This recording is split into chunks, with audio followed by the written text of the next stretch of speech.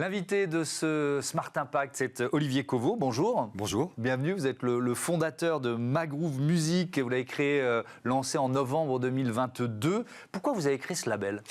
Alors, c'est Mangrove Music, comme la mangrove. Ouais. Et en fait, on a créé ça parce que la musique est, je dirais, un langage universel. Ouais. Ça a un impact cognitif, émotionnel, physiologique. Ça génère des réponses affectives. Et ça permet, en fait, de développer des récits, d'éveiller les consciences, d'engager les gens à agir. Et surtout de chanter le mental. C'est-à-dire ça veut dire quoi, ça ? De planter le réel dans le cœur des gens. Ouais. C'est-à-dire de passer d'abord par le sensible pour pouvoir prendre conscience d'un certain nombre de choses. Et ensuite, je dis toujours qu'avec la musique, on peut créer des âmes sons pour faire de la pédagogie sans donner de son. Ouais. Mangrove, parce que la mangrove, c'est un espace très important, un capteur de carbone. Ça fait partie des poumons de la planète, la mangrove. Donc oui, absolument. C'est 1% des forêts équatoriales. C'est un lien entre la terre et la mer. Effectivement, ça se plante dans le sable, ça permet de fixer les terres, ça empêche les sacs plastiques d'aller dans la mer. Et d'ailleurs, le nom Mangrove Music est né dans la mangrove. Pourquoi ? Parce que en fait, je faisais une première mission au Brésil et on travaillait sur la 3e étape du championnat du monde de kitesurf. Donc j'étais avec des amis belges et en fait, ça se passait près de la mangrove et donc on a mis en place un dispositif pour que ça ne se passe pas dans la mangrove et surtout pour aider en fait les populations locales à nettoyer les plages et à enlever les sacs plastiques. Ça a duré pendant 3 ans. Et c'est vrai que ça m'a donné un petit peu, j'étais en même temps producteur au studio Ferber, ça m'a donné l'idée d'utiliser justement le son pour éveiller les consciences. Et étant donné qu'avant j'ai dirigé un centre de recherche sur l'impact du son, je me suis dit tiens, il y a quelque chose à faire dans ce domaine. C'est quoi le modèle économique de votre label ? Alors le modèle économique, c'est un modèle assez innovant. C'est une société de production à but non lucratif. Donc vous voyez, dans le monde du business, moi je viens du monde du business, j'étais directeur marketing chez Apple avant, enfin il y a longtemps, mais en fait on est dans un monde plutôt philanthropique, c'est-à-dire qu'on est financé par des fondations, par des fonds, par des institutions. Et l'idée c'est quoi ? C'est qu'on va développer des titres à travers des programmes. Donc on a un certain nombre de programmes, One Song, One Forest pour les forêts, One Song, One Ocean pour les océans, One Song, One Earth pour la biodiversité. On détaillera les 3. Voilà, on va détailler ça après. Et en fait, si vous voulez, quand on lance les titres, ils génèrent des revenus, d'accord ? Mais en même temps, on est aidé par des organisations qui nous permettent en fait de payer tout le monde, de générer des revenus et de financer des associations. Mais on ne fait pas de bénéfices, c'est-à-dire qu'on est une société parce que dans, je dirais, le monde musical et l'environnement fiscal lié au monde musical, c'est plus facile pour développer un certain nombre de projets, mais en même temps, je dirais, on n'a pas de velléité à générer des bénéfices. On ne paye pas des actionnaires. Mes actionnaires, c'est Manu Katché, Eric Bellamy qui a lancé beaucoup de rappeurs. Et en fait, ça pourrait être la nature. Il y a des entreprises qui ont mis ça, qui ont symbolisé dans leur conseil d'administration une personne de l'extérieur qui symbolise la nature. Absolument. Ça pourrait être votre actionnaire. Oui, ça pourrait être notre actionnaire. Et d'ailleurs, ça existe. Moi, je fais partie d'une organisation qui s'appelle Music Declares Emergency, dont j'étais membre du conseil d'administration. Et donc, en Angleterre, avec Brian Eno, avec le musée de l'UNESCO, ils ont développé, si vous voulez, un hashtag qui permet, pour chaque artiste, quand il le fait, hashtag nature, en fait, donc ils ont réédité un album de Bowie, par exemple, et tous les droits. En fait, quand on utilise des sons liés à la nature, tous les droits reviennent en fait dans une organisation qui permet de financer des associations pour protéger les écosystèmes. On est, et c'est vraiment un thème de plus en plus récurrent dans Smart Impact, à la fois la question de l'acceptabilité, parce qu'on est en plein backlash aux États-Unis, en Europe, avec le résultat des élections. Donc on s'est bien rendu compte que nous, collectivement, et j'en prends ma part comme journaliste, un truc qu'on a raté dans la façon de rendre cette transition environnementale et sociétale plus acceptable, plus désirable. Le pouvoir de la musique là-dedans, comment vous avez commencé à en parler, mais je veux bien détailler ça. Quelle place vous lui donnez dans ce défi qui est un défi majeur ? Écoutez, la musique, en fait, d'abord, du point de vue, nous, de l'humanité, le cerveau est musical. C'est-à-dire qu'en fait, la musique, c'est de l'énergie, c'est des vibrations. Je ne vais pas rentrer dans quelque chose de trop, je dirais, perché ou spirituel, mais je dirais, c'est ça. Et en fait, on ressent la musique. C'est-à-dire que c'est quelque chose qui nous touche.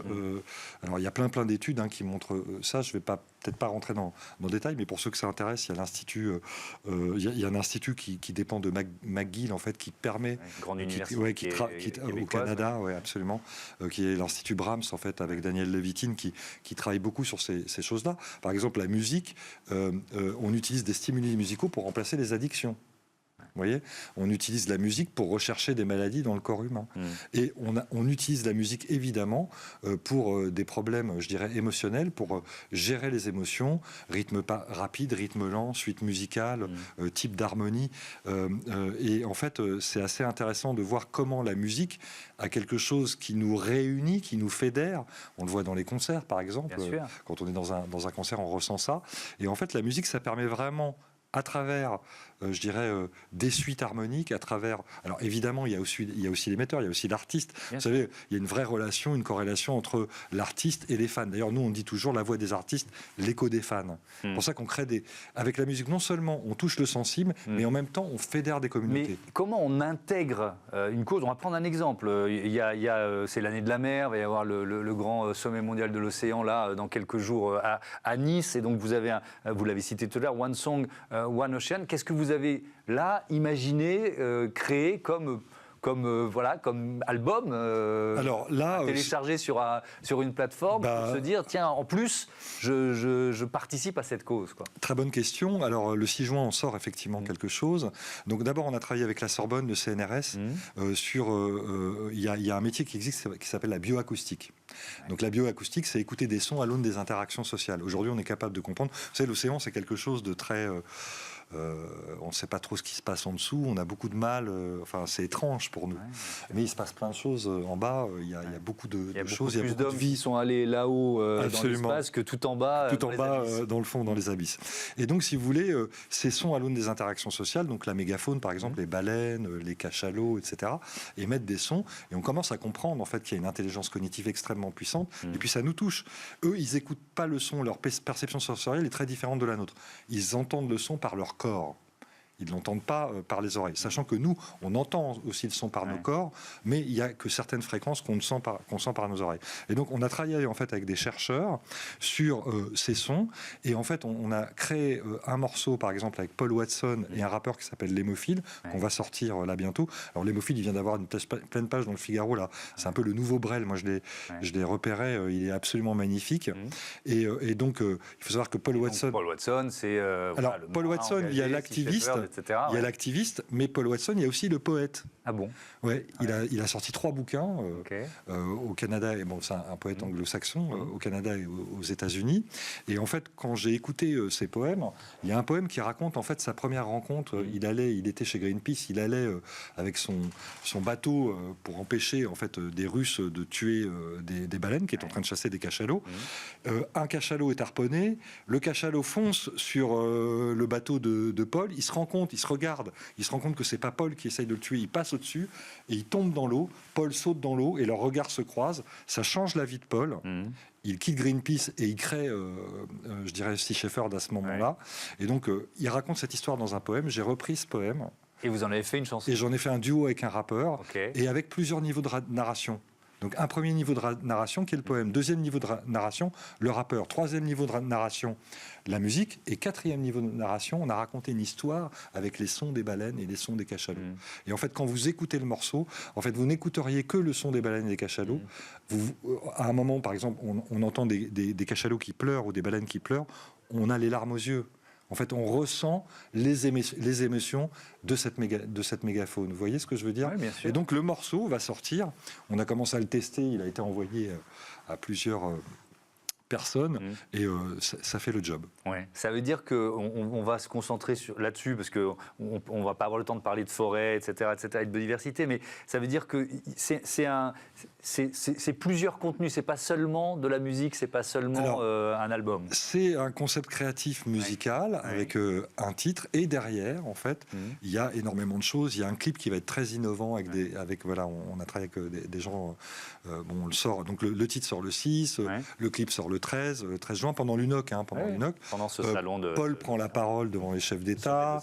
Voilà, on a un dispositif éditorial complet avec un documentaire, un mini-documentaire de l'histoire de la rencontre entre le rappeur et Paul.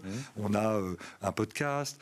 chaque élément en fait de ce dispositif éditorial va être une mosaïque, je dirais, d'informations et de contenu qui va aborder en fait les sujets sous des angles différents. Par exemple, la Sorbonne avec Olivier Adam, qui est un spécialiste mondial des baleines, parle du point de vue scientifique. Paul parle du point de vue écologique. Le rappeur parle du point de vue artistique. Et on fait se rencontrer tout ça. Donc pour ça, on crée une résidence, une mini-résidence, où en fait on acculture d'une certaine manière les artistes pour qu'ils puissent développer leurs récits. D'accord. Et derrière, on développe ce dispositif éditorial et ça va durer pendant un mois derrière le titre. Et ça démarre avec la sortie du titre le 6 juin. Le 6 juin. Et les fonds, en fait, merci. Les fonds récupérés par ce titre vont aller financer évidemment une association sur le terrain qui est Sea Shepherd France. Et voilà, c'est logique, la boucle est bouclée. Merci beaucoup Olivier Cauveau et bon genre à Mangrove Music. On passe tout de suite à notre débat des circuits courts dans nos assiettes.